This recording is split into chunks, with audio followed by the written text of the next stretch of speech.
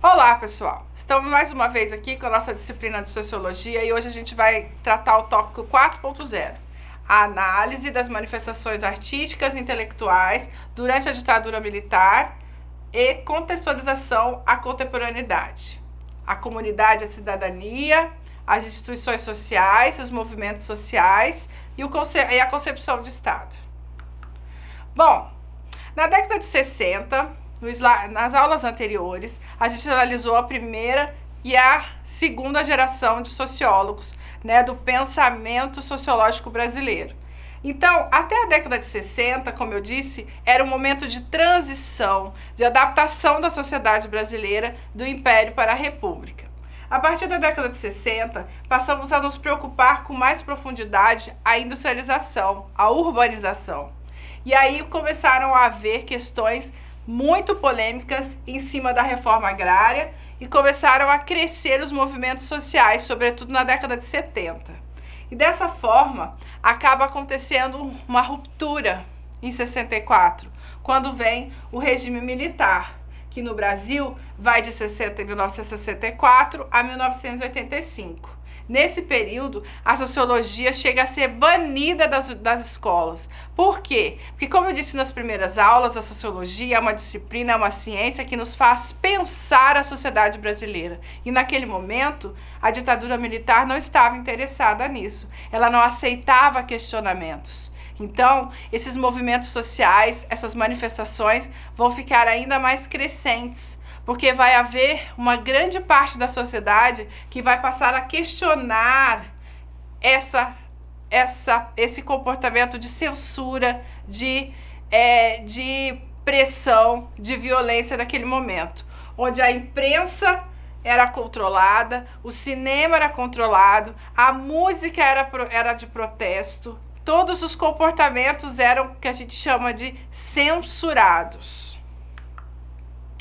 O movimento sempre teve nas suas reflexões uma identidade nacional brasileira, uma preocupação em possuir um engajamento político na luta pelo quê? Pela democracia, pela liberdade de expressão, que naquele período não existia. Então a gente vai ter movimentos como o movimento da música na Jovem Guarda, a Tropicália, vamos ter filmes censurados no cinema, programas de TV censurados. Vamos ter muitas manifestações nas ruas, as nossas notícias nos jornais vão ser controladas, porque vai haver uma imprensa que vai ser comandada pelos militares. E aí a gente vai nascer um conceito, vamos ter que analisar, que vai ser o tal do conceito de o que é cidadania, como uma comunidade se comporta. O que é cidadania? Cidadania é ter seus direitos e seus deveres. Ou seja, eu tenho obrigação de cumprir os meus deveres, mas o Estado também tem obrigação de manter os meus direitos. Onde o povo vai formar uma comunidade para defender os seus comportamentos, os seus direitos e, ao mesmo tempo, cumprir com suas obrigações. Cidadania formal, que é aquela cidadania brasileira, cidadania paraguaia, cidadania japonesa, e a cidadania substantiva, que eu vou ter consciência e posse de que eu tenho direitos civis, direitos políticos e direitos sociais.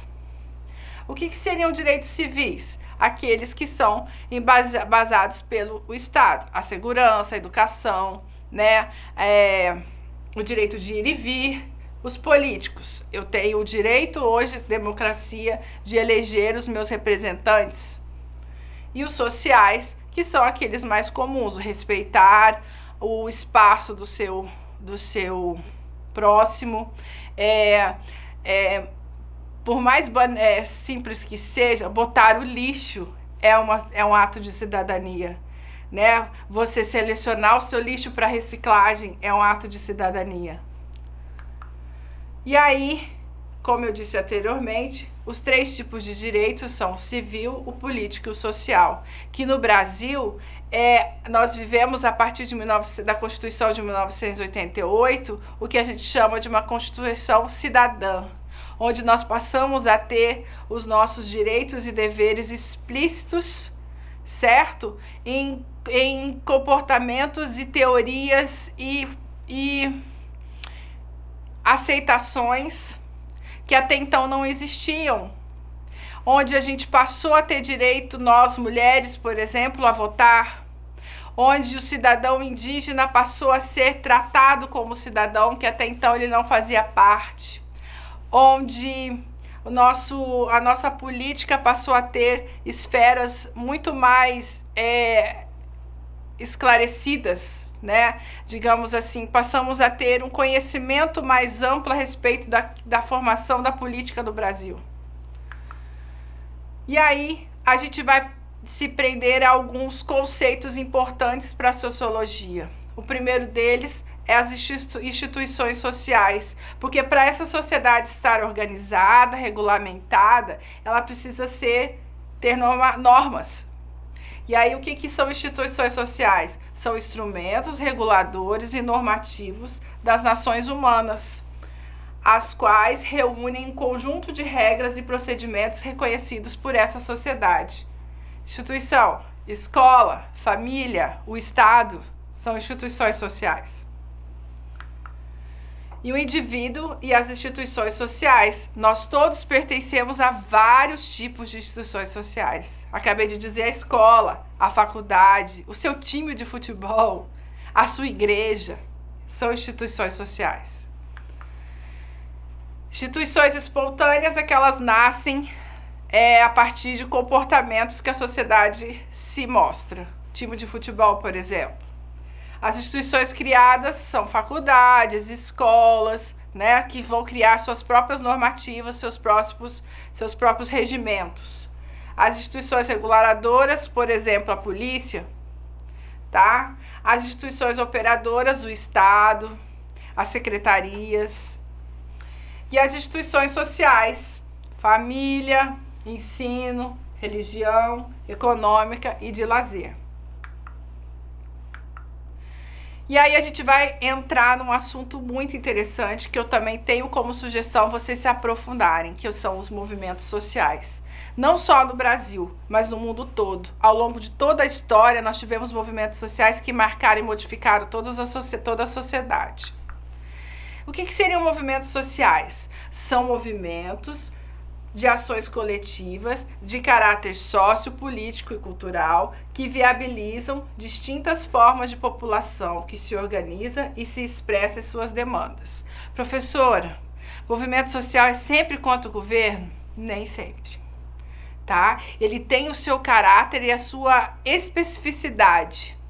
Tivemos aí na história movimento social feminista, tivemos movimento negro, né? Tivemos o movimento dos caras pintadas no Brasil em 1992, que tirou o presidente da República naquele momento. Tivemos o movimento anarquista na Europa muito forte. Tivemos o movimento hippie na década de 70. Então, os movimentos sociais, eles se caracterizam com uma gama muito grande. Vai depender de quem está promovendo, quem está participando daquela movimentação. Aqui no Brasil, atualmente, nós temos o movimento do Sem Terra, que é muito forte, que é pela reforma agrária. Os movimentos sociais no Brasil, o que se tem das histórias das revoluções no Brasil, era o fato da não participação do povo, pois este era apenas como espectador. Foi assim, por exemplo, como a proclamação da República, né, a Revolução de 30, e nós historiadores e sociólogos, temos uma frase muito interessante: façamos a revolução antes que o povo a faça. Quem dizia isso era a elite, certo? Quando o Brasil se tornou república em 1889, ninguém tinha noção do que estava acontecendo.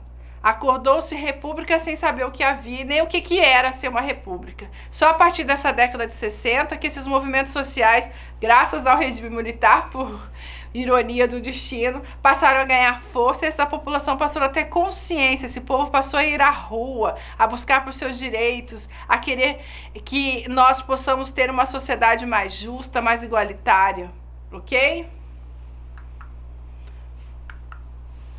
E aí, em 1984, nós vamos ter uma das maiores manifestações da história do Brasil, que é o movimento das diretas já, que é esse movimento que vai articular a finalização do regime militar em 1985.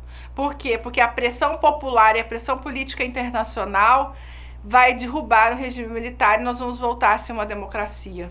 Depois nós vamos ter, como eu disse anteriormente, o movimento dos caras pintadas, que a professora de vocês participou lá, nas ruas, com muita força, onde a gente consegue derrubar um presidente devido à injustiça e à corrupção, né, o presidente Fernando Collor. Depois, em 2013, nós vamos ter também um movimento muito forte, onde eu levava meus alunos da Escola de Sociologia para participar do movimento nas ruas, aqui na praça, onde eles vão também lutar contra a corrupção, que vai chegar mais tarde a derrubar a nossa presidente da época. E aí a gente chamava esse movimento como o gigante acordou. Entre os anos de 80 e 90, houve uma mudança no cenário radical e no cenário sociopolítico, porque deixamos de ser regime militar. E em 1984, Tancredo Neves, primeiro presidente civil depois do regime militar, vai assumir e dessa forma esse período vai iniciar uma nova república democratizada, onde nós passamos a ter um amplo direito de expressão. E aqui eu coloquei para vocês alguns dos principais movimentos, né? Como eu disse anteriormente, nós temos o movimento de moradores de rua, né? Do sem-teto. Nós temos os da saúde, que questionam toda a corrupção, todo o envolvimento da falta de verba no SUS. Temos o movimento do sem-terra, dos transportes alternativos, o movimento feminista, o movimento negro. E no final a gente tem que lembrar que nós temos a concepção do Estado, que é a nossa maior instituição social, porque o Estado ele é formado da população e da nação e de um território, onde nós vamos ter que obedecer fronteiras, né, limitadas, porque aqui dentro, onde se diz fronteira do Brasil, é onde o nosso comandante maior, o presidente da República, tem autonomia baseada numa Constituição Federal, que hoje é a de 1988. Junto ao Congresso e ao Senado, fazemos aí o poder executivo. Depois nós temos o poder estadual e o poder municipal, ok? Então hoje nós tratamos aí da análise das manifestações artísticas e intelectuais durante a partir da ditadura militar até a contemporaneidade, né? De uma forma mais tranquila. Espero que vocês se aprofundem um pouco mais na apostila, né? Lá temos assuntos mais variados. Bons estudos para vocês e até logo!